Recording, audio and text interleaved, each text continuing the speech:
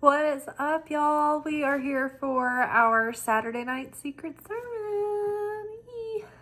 This is the Secret Teachings of Jesus segment of the week, where we are delving into the Gnostic Gospels. We're currently in the Nag Hammadi scriptures.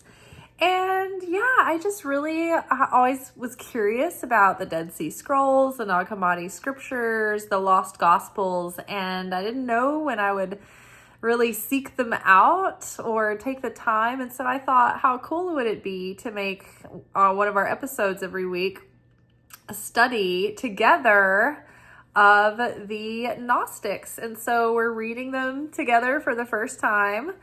We are in the Gospel of Philip. And so basically I come home from work on Saturday nights and I open up and I see whatever passage is speaking to me, and I kind of start getting some downloads, and that's when I start the camera. And then we read the passage together, and I give you guys my downloads and insights, and we unpack the passage, and then that's it. So it's become a favorite segment for the week, I know for me and many others. And it's really given me inspiration to build more content off of these concepts. I know during the readings through the week, we are following along almost as if there's like messages coming through from headquarters, guiding us within our path and soul development.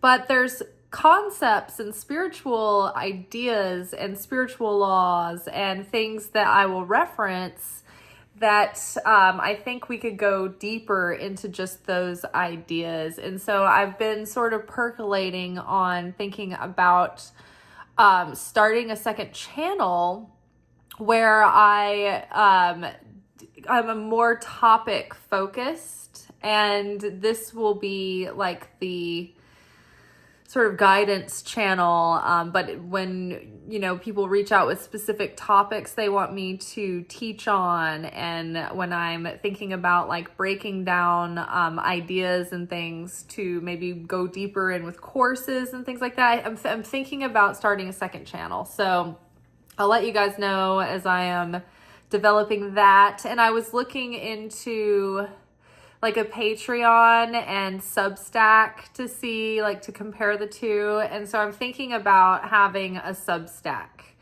and kind of like having that related to the other channel, like educational, deep study, spiritual wisdom.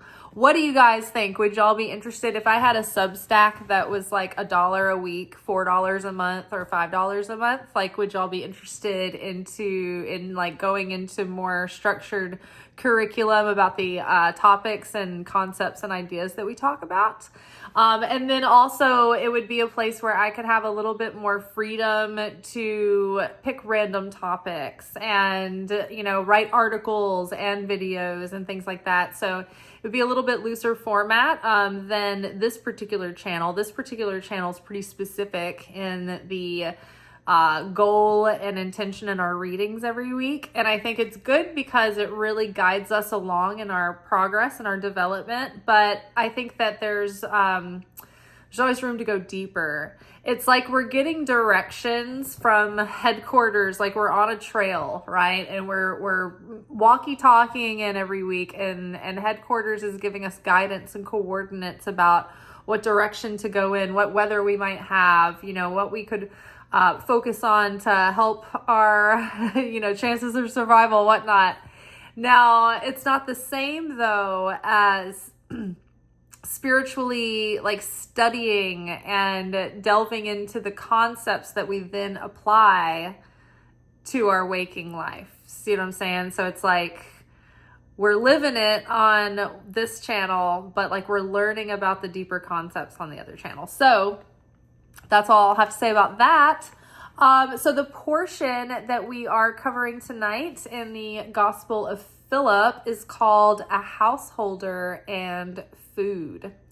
Also, if you are enjoying this content, once we get started, you can find a whole Secret Teachings of Jesus playlist on the channel, Light, Love, Magic, where you should go and subscribe if you haven't already.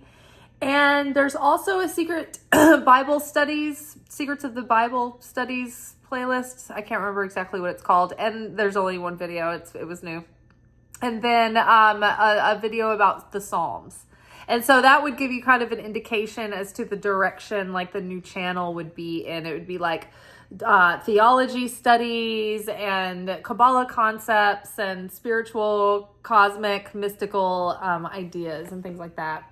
All right. So let's get into the passage. A householder, hold on, I've got to tickle.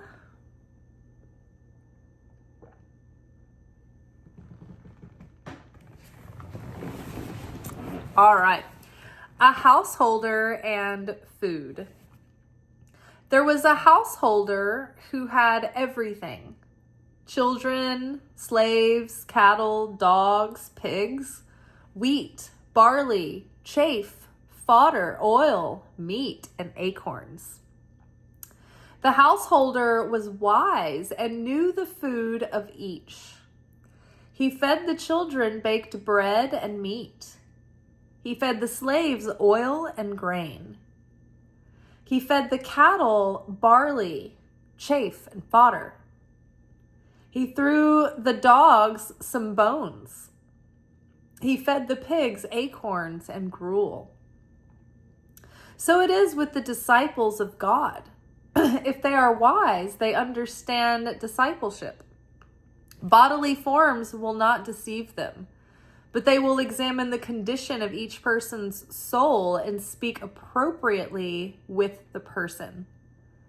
In the world, many animals have human form. If the disciples of God identify them as pigs, they feed them acorns. If cattle, they feed them barley. Chaff and fodder. If cattle, they feed them barley, chaff, and fodder. If dogs, they throw them some bones. If slaves, they feed them a first course. If children, they feed them what is complete. There was a footnote here. So the text says, if slaves, they feed them what is preliminary. And then the footnote says, if slaves, a first course or a single dish. If children, a complete meal. So they're saying like, if it were slaves, they would feed them an appetizer or, what comes before the meal. But they were the children, they would actually get a full meal. All right, let's read this one more time and then we'll unpack. There was a householder who had everything. Children, slaves, cattle, dogs, pigs, wheat, barley, chaff, fodder, oil, meat, and acorns. The householder was wise and knew the food of each.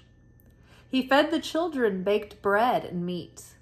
He fed the slaves oil and grain. He fed the cattle barley, chaff, and fodder. He threw the dogs some bones. He fed the pigs acorns and gruel. And so it is with the disciples of God. If they are wise, they understand discipleship. Bodily forms will not deceive them, but they will examine the conditions of a person's soul and speak appropriately with the person. In the world, many animals have human form. If the disciples of God identify them as pigs, they feed them acorns. If cattle, they feed them barley, chaff, and fodder. If dogs, they throw them some bones. If slaves, they feed them what is preliminary. And if children, they feed them what is complete. Okay, so the householder here is supposedly, us, if we are considering ourselves the people studying the sacred texts and sacred wisdom. So we're seekers of the wisdom. So we're students of spiritual wisdom. And then to other people who aren't students of spiritual wisdom, we're teachers, sharers of spiritual wisdom.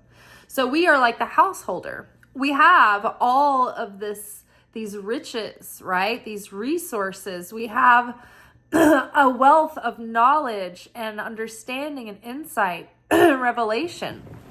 We have experience, right? And we're resourced with tools on how to pray and how to meditate and how to regulate our nervous system and how to pause and ask what's the significance of the event happening right now? How is this working to awaken my soul? Like, we know about that. Why is this in my movie? How is this awakening me? What is this moment inviting me to look at or grow through or expand? How is this an opportunity, right? We know how to not get caught up in the drama of life and let it swallow us whole, right? So we're like the householder who had everything, had children and slaves and cattle and dogs and pigs and wheat and barley and chaff and fodder and oil and meat and acorns. So this householder not only had all of these resources and riches and wealth, but they were also surrounded by various types of individuals, right? This is naming the people around us. And so there's a distinguishing between who are children who are part of the family of the householder. And so the children are not grown, they're not independent, they don't do for themselves yet, but they are taken care of. We nourish the children, right? So these would be people in our scope who are open to believing, but they're new, or they're not as learned or studied, or they're not as deep, maybe. It could be people who have been believers and had faith and been spiritual their whole lives, but maybe they just never really went deep into the concepts, or that doesn't they kind of stop at the surface level, right? Because it's what they can handle, it's what they can digest. So then there are slaves, and the slaves around us are people who work for the house, but they're not considered equal. And so in this case, metaphorically, the slaves represent the people out there around us who are not awakened to what's really going on, to the full realness of reality. They don't know the fullness of reality. They don't know about the upper realms. They don't know about the unseen realms. They don't know about the depths of the hidden, invisible realms within the human being and the soul and the heart, or the expanse of existence in the cosmos, right? So the slave just believes in the material world, and they're just in complete reaction to the material world, and they don't have faith, and they don't really believe that there's anything beyond this. And so everything, it's all about what they can see, feel, taste, and touch. And so they're completely at the mercy of circumstances, right? They don't believe in miracles. They don't know about angels and prayer and the vessel and how the game works and how we become active players in the game. All the stuff that we love to consider here. Some people don't have the slightest concept of any of this, right? So they would be the slaves, because they're still in the illusion that the material is all there is. And they're under the illusion that the material is the primary important thing. And if there was anything in the unseen, that would be secondary. That would just be, woo-woo and ghost stories and all of that stuff. And they don't take it seriously. But when they see danger and threat and crisis, they're completely consumed with it, because there's nothing beyond that. There's, that's the only thing that they can digest.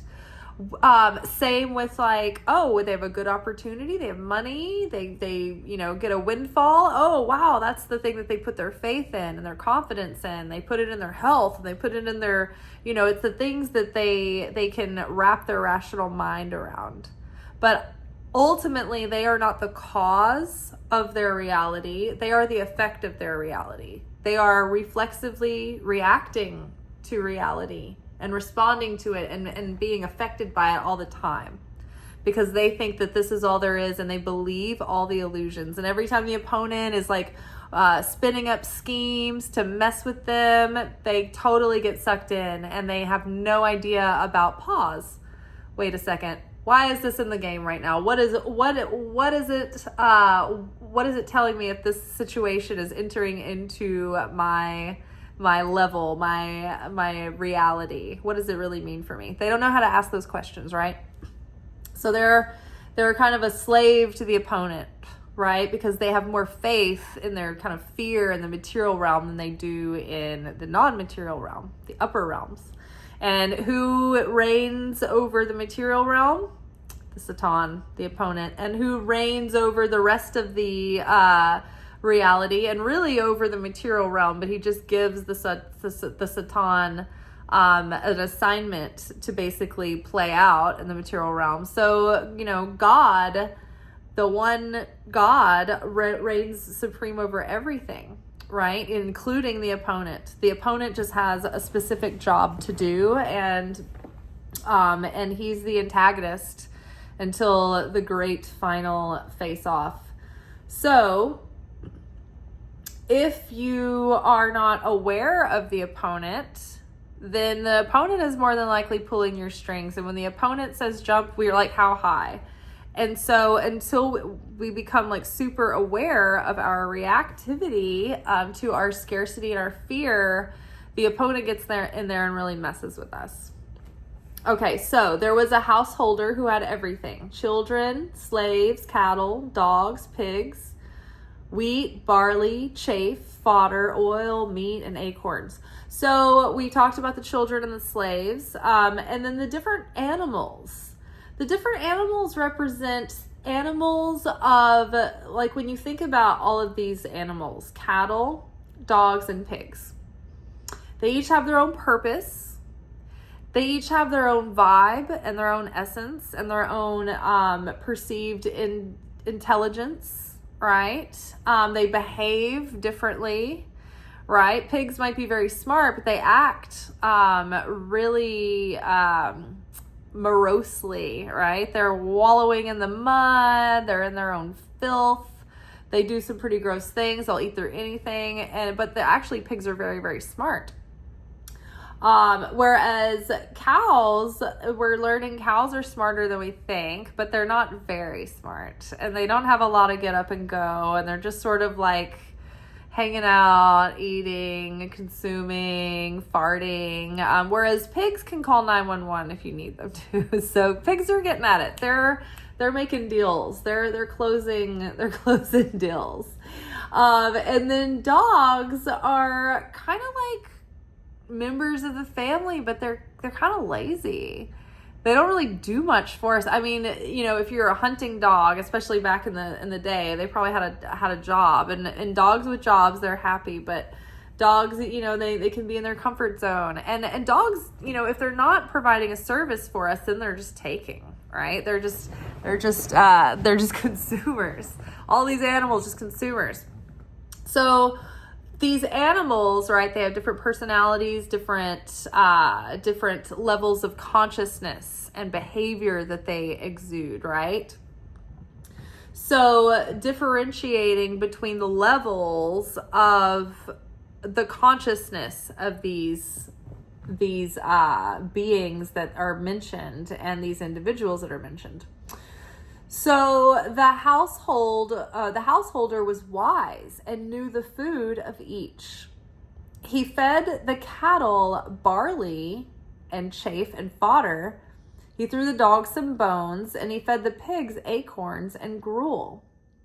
So this means that the householder understood what would nurture each individual.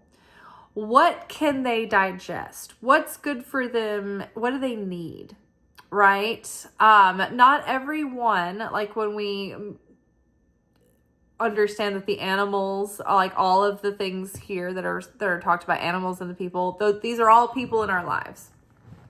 So the children and the slaves, they have a little bit more, they're a little bit more ahead of the animals. The children and the slaves, the children are awakened and they are learning, they're growing in their consciousness, they have faith, and they are like, they're believers, right? The slaves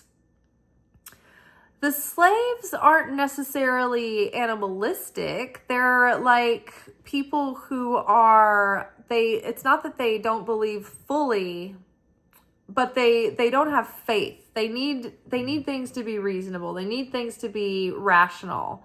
And they're just mostly caught up in the material. But I think they still have a certain amount of ownership of their mindset and their emotions and their, like, for instance, non-believers and people who don't have any faith, many times they're very generous, kind, loving people, right?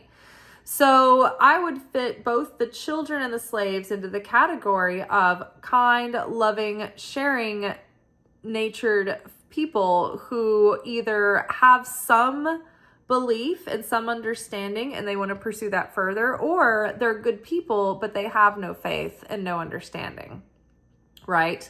And then you have the animals. And this is the different levels of people who have no consciousness, no spiritual intelligence. They are working and living off of reflex responses. They're basically living from an animal level of consciousness. They don't pay attention to their deeper instincts. They're completely running on their like animal impulses. And so they're ruled by what's called the body consciousness, the consciousness of the flesh, which is, I'm uncomfortable. I want instant gratification now. I don't want to wait. I don't want to prolong the process. I don't want to work harder for the thing that's going to yield more value.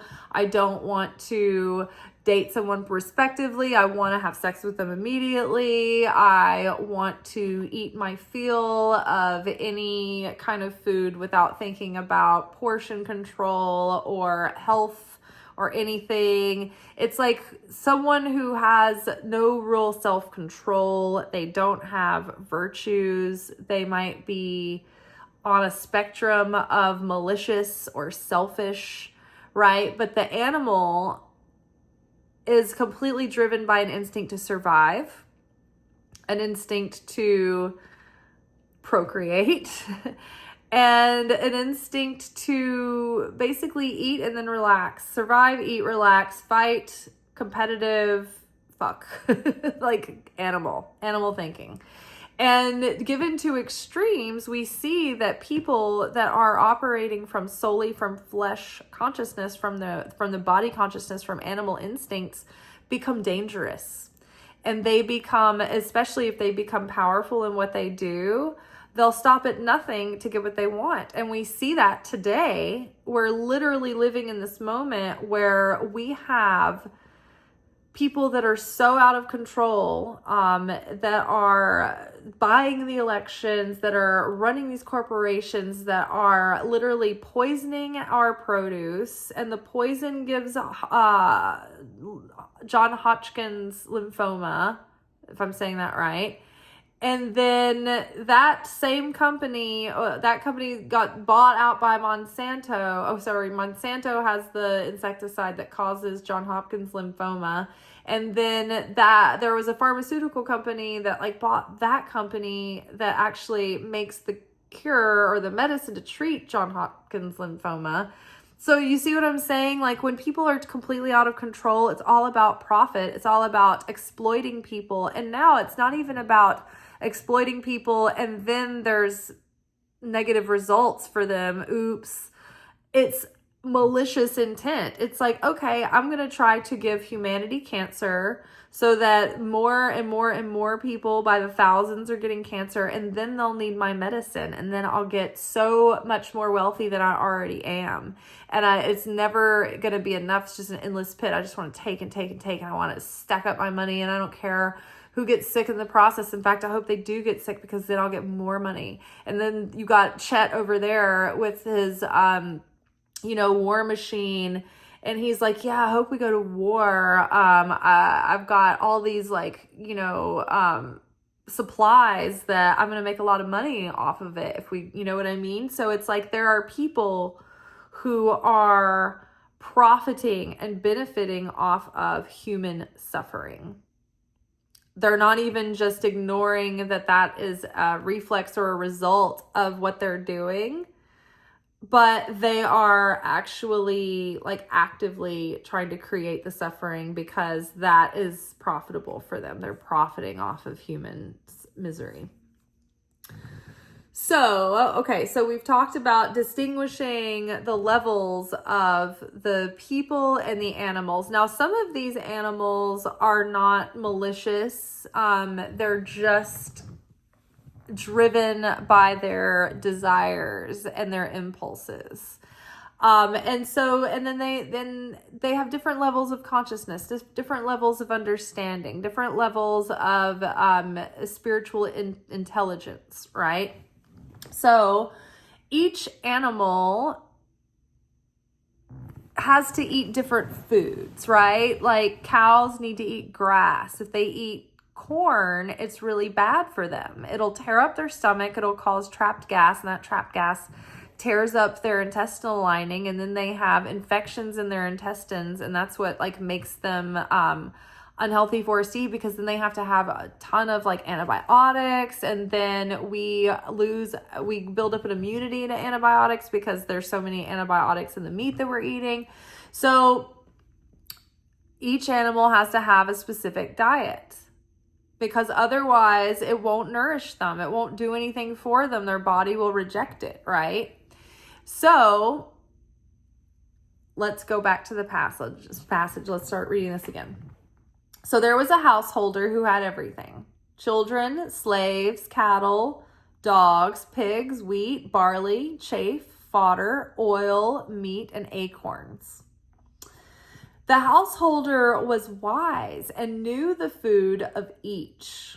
He fed the children baked bread and meat. He fed the slaves oil and grain.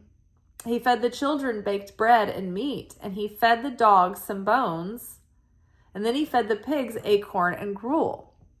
So each animal, each person is getting the food that is appropriate for them and their needs and what they have capacity to appreciate. So it is with the disciples of God. If they are wise, they understand discipleship. So we are like the householders. If we're disciples of God and we're disciplining ourselves to become more like God, and we're going to be sharing this nourishment with others, we have to understand people and what they need and what they can receive and what they can conceive of. What is going to be helpful to them? What is going to be completely useless, empty words on them because it's not going to help them because they're not going to understand? What could cause more confusion and more chaos, right? So as disciples, it's important for us to really think about the person, where they're at, what is their understanding level, what can they process, what can they digest, what is nurturing to them, what do they need to hear? Do they need to hear encouragement? Do they need to hear a little bit of the tough truth? What is it that's truly going to nurture their soul and help awaken their soul, right? Not what do you want to tell them because of your intellect, you want to share this information, right?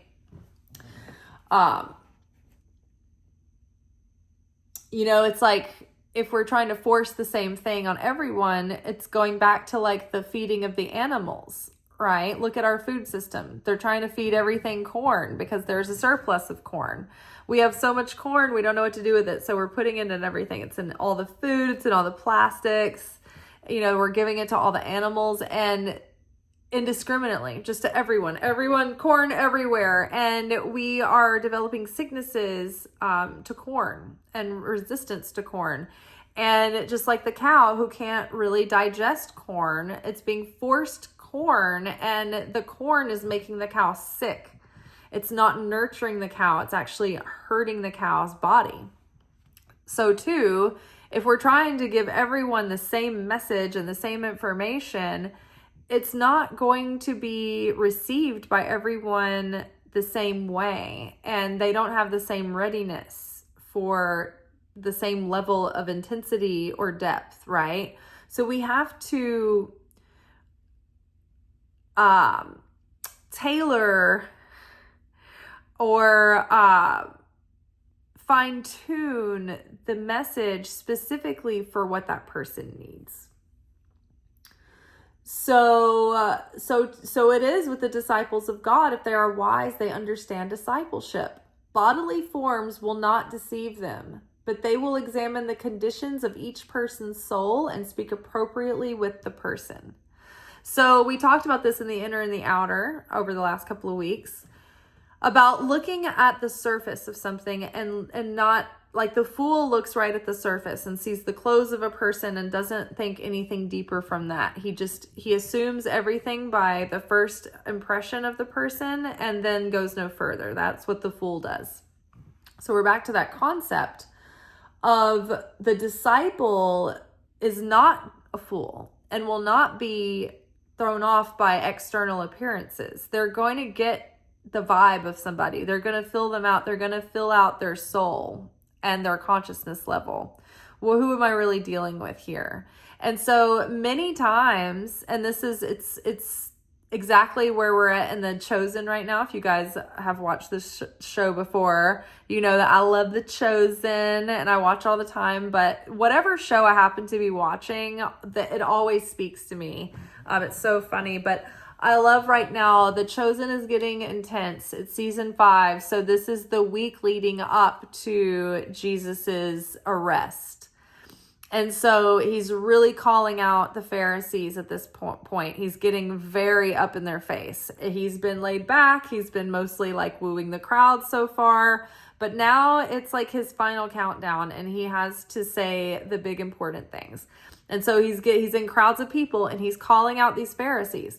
Well, the Pharisees were like the religious police at the time. They were high priests and they would have these ornate and very fine garments. They were holy garments. And they had the headdresses and the cloaks and the gowns of linen. And some even wore jewels and different vestments. But Jesus would call them out and say, the Pharisees also were very obsessed with like keeping the law of Moses and making sure that everyone was following purity laws. Like they were literally like the religious law enforcement. It would be like if preachers and pastors and priests were also like cops making sure you weren't sinning. Oh my God, that would be something else, huh?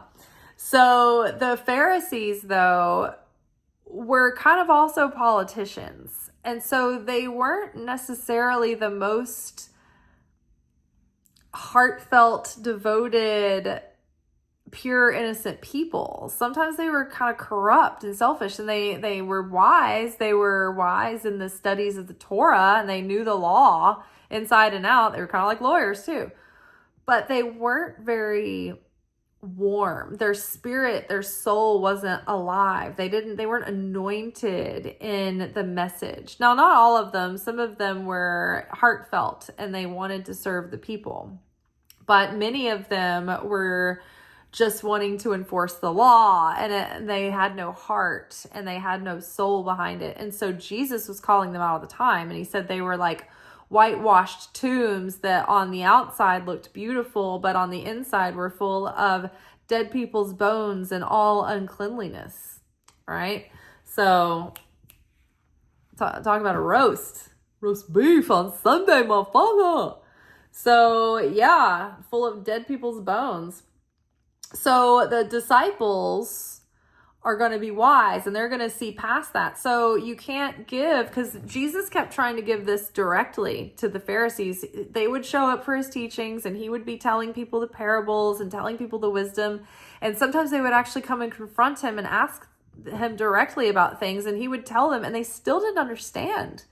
Like, it was like beyond them. They could not grasp the concepts. And yet there were people who were beggars in the street and lowly struggling poor people in the red quarter, which was out where the whores and like the gamblers and all the sinning people were, the poor sinning partiers. Like, they'd go there, and it was like the people would latch onto the message and they would totally get it. And they would have like, innocent faith without like resistance. They were not jaded. They were excited and receptive.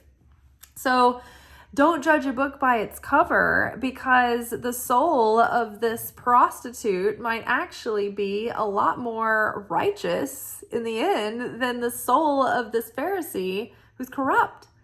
So it was really, really pretty cool there. But, let's see, where are we?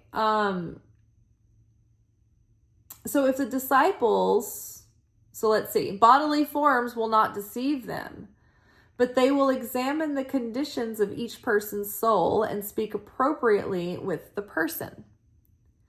In the world, many animals have human form. So that's what we're saying. It's like there's a lot of people that only have an animal level of consciousness.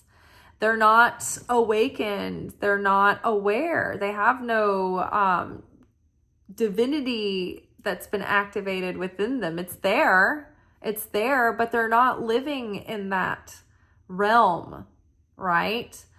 And so they're just living on survival. They're just in survival mode. They're just in, all right, stay alive, stay sheltered, stay clothed, stay fed, and do it all again. And it's never ending. It's a never ending cycle, right? So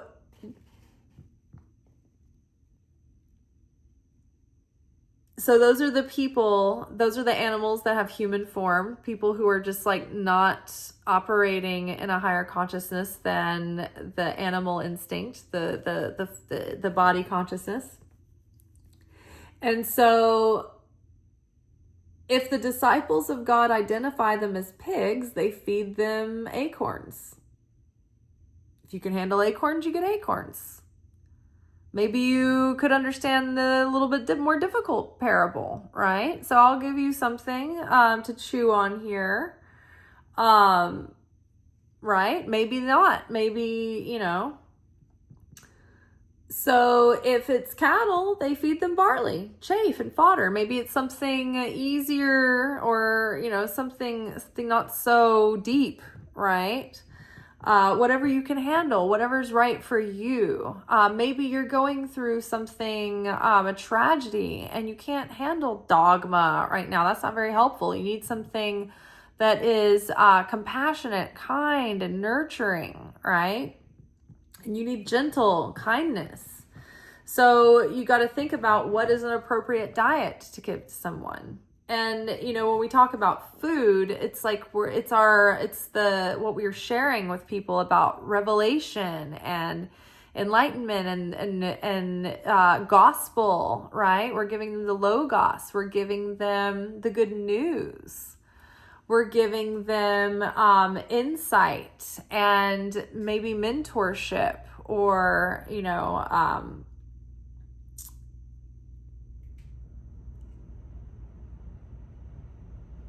things that will give them hope, right? Teaching them about the Bible and the scriptures. That's what the food is. Teaching them about God, teaching them how to awaken their soul, right? All of that, that's nourishment. If cattle, they feed them barley, chaff, and fodder. If dogs, they throw them bones, right? Maybe you're a dog, so you get a bone. You're not gonna catch on to the concept, but I'll give you what I can give you to introduce you, right? You give people where they're at their level. In Kabbalah, at the Kabbalah Center, they have the curriculum structured in a very helpful way. Before I took classes through the Kabbalah Center, I was like studying just on my own through books and just finding rabbis here and there that would talk on the subjects. But it's like pulling together all of this information, and it's so, it can be so overwhelming, and it's like a whole nother language. It's a whole nother way of conceiving life and the universe. So to have something brought together in an organized curriculum is so much more helpful, and it's so much more digestible, and it's so much more like you can eat and enjoy the lessons that you're receiving.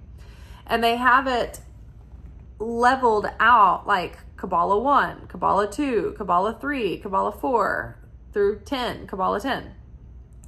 And so you're starting at basic concepts that get you in that realm of thinking and into the process of the spiritual discipline. And gradually you go deeper into the concepts, and the concepts become broader. And then the lessons get a little harder. Even on a spiritual level, when you first start in Kabbalah 1, it's like the universe, the creator is like nice to you, and the creator lets you have all these nice things that happen. Oh, all these good miracles are happening. This is great. I started studying spirituality. It's really going well. I've got some fun appetizers. And then that encourages you to keep going. But as you get further into the classes and you show you're devoted, Spirit starts giving you challenges and tests and difficult things that stretch you and help you correct your soul. It's not all just like the good little rainbows and unicorns like at the beginning. So we're given what we can handle. We're given what's going to be helpful. We're given what's going to nurture us. If we're in to Kabbalah 2 and 3 and 4 and we're still just having all these nice miracles, nothing is really showing us the work that needs to be done. We need to be triggered. We need to see that asshole within us come out so we can do something about it. If we show up to a little class and everything goes well from now on, nothing really changes in us. We just have it our way now. Like, oh great, I came to church and God blessed me forever, and nothing ever bad happened again, and I just get to live a perfect life. Said no one ever, right? Maybe some people who are eating the bones, but if you go deep and you're really in it, then the blessing comes when you start like being given the challenges and the tests, because that's when the real work happens, and that's when the real change happens. But that's when the true blessings come in after that. Not just these preliminary blessings, right? So if cattle, they feed them barley, chaff, and fodder. If dogs, they throw them some bones. If slaves, they feed them what is preliminary. So again, if you're just now coming into the concepts of these things, then you're getting the preliminary, you're getting the appetizer, you're getting the basic concepts that get your feet wet. You're getting enough information, enough wisdom to make you curious and give you a desire for more, right? You're getting those little blessing trinkets in the beginning, those little mini miracles, so that you will be excited and you'll have a taste of, oh, I had an experience with the Creator. I felt the miracle, and that strengthens my faith. That's what Jesus was doing when he was performing the signs and wonders. Not only was he trying to help people by healing the sick and things, but he was also doing this so that people could see the miracles and they would know that he was the Messiah and that he wasn't just saying these things. Like, he was like, okay, well, if that doesn't convince you, then wait till you see when I raise somebody from the dead. Well, you still confused at this point? Because, boy, you're going to be shocked to find out that I am going to raise myself from the dead. It's like he kept saying this to people, and nobody, like, it was so far out that they couldn't even understand him when he was just saying flat out things like that. This is, if you guys have not seen The Chosen, watch The Chosen. If for nothing else than to get into the mind of Jesus, to see what it would have been like to be Jesus, and to try to be sharing these concepts, the most important thing anybody would ever do, and then being surrounded by people who just never seem to get it. Even if it's super easy, even if it's super obvious, even when he's like, they're going to kill me, they're going to torture me, but I'm going to come back from the dead. They're like, it's like it completely goes over their head, right? It's food that they could not eat yet, you know? So the slaves get what is preliminary, and the children, they feed them what is complete.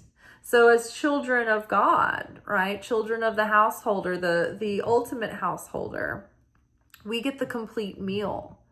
We get the fullness of the revelation only, in glimpses and through devoted yearning and studying to understand the mysteries beneath the surface level stories. But eventually we are given the meal. It's if we can eat the meal and finish it, right? So you give children the complete meal, the meat and the bread. Okay, I think that is pretty much, I think we get the concept. It's like you give people what they can handle, and you think about people, what do you need? What would be nurturing to you?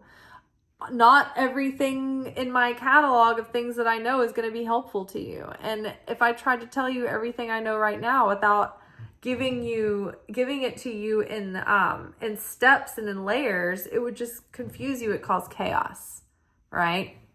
So let's read the passage one more time. A householder and food. There was a householder who had everything: children, slaves, cattle, dogs, pigs, wheat, barley, chaff, fodder, oil, meat, and acorns. The householder was wise and knew the food of each. He fed the children baked bread and meat. He fed the slaves oil and grain. He fed the cattle barley, chaff, and fodder. He threw the dogs some bones, and he fed the pigs acorns and gruel. So it is with the disciples of God. If they are wise, they understand discipleship. Bodily forms will not deceive them, but they will examine the conditions of each person's soul and speak appropriately with the person. In the world, many animals have human form. I love it's a burn. Burn. In the world, many animals have human form.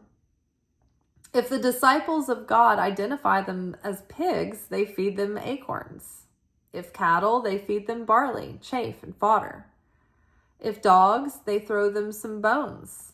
And if slaves, they feed them what is preliminary. If children, they feed them what is complete.